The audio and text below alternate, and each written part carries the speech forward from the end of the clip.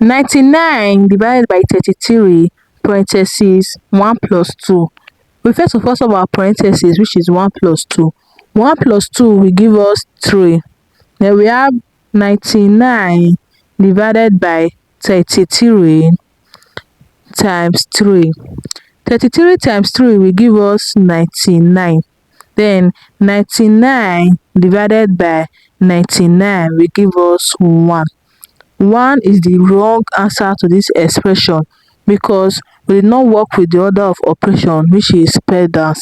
In PEMDAS, we have parentheses, exponents, multiplication, division, addition, and subtraction.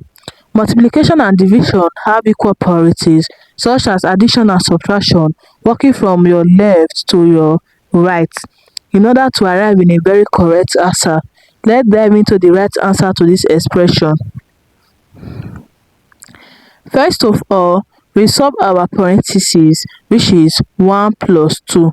1 plus 2 will give us 3. Then we have 99 divided by 33 times 3.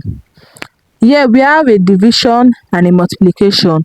We first of all work with our division because division and multiplication have equal priorities. So we work from our left to our right. 99 divided by 33 will give us 3.